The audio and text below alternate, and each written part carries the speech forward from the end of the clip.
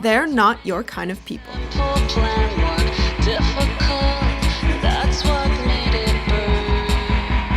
Welcome to WatchMojo.com, and today we're speaking to Garbage about their latest album.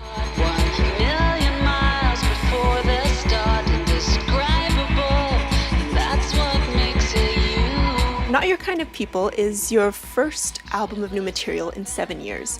How would you say it represents you guys as musicians now? We didn't really worry about what anybody else was going to think about when we made the record. There was no record company involvement or any involvement other than the four of us. So it's kind of pure in that way.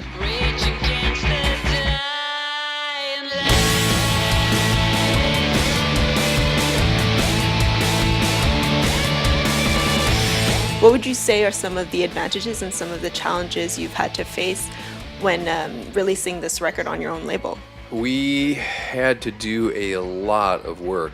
It was quite intimidating, and we were a little scared at first because we didn't know exactly what we had to deal with.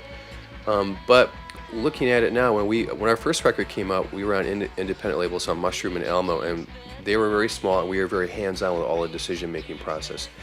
And so in a way, it's kind of gone back to how it was then, and actually we like it because we're sort of in charge. Now we are in charge of our own destiny. You know, if we want to do something, we say yes. If we don't, we just say no, and there's no one to argue except the four of us amongst ourselves.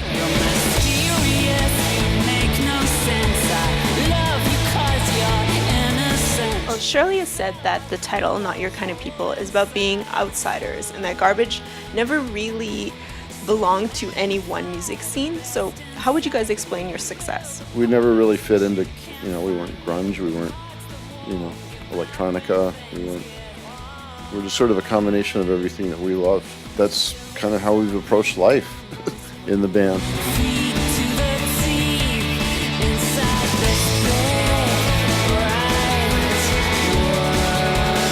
We didn't know if there was an audience out there anymore when we made this last record.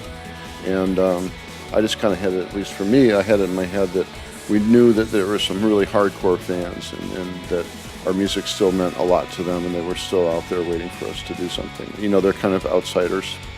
And I guess that's the way we feel too, and that's kind of who we made the record for.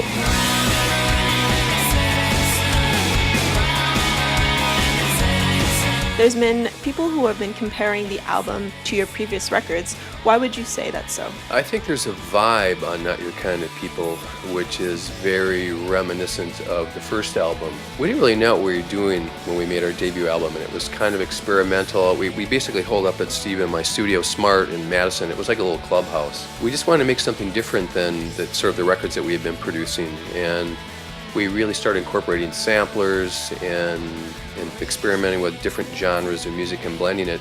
But really there was a lot of playfulness and experimenting going on, and we did that a lot in Not Your Kind of People. Part of it was because we weren't signed to a label, there was no pressure or time limit. No one even knew we were really making the record when we started except for a few close family members. And obviously the technology has changed and the sounds of the record, maybe from an engineering standpoint, are different, but there's a vibe on Not Your Kind of People which I think is very reminiscent of our debut album.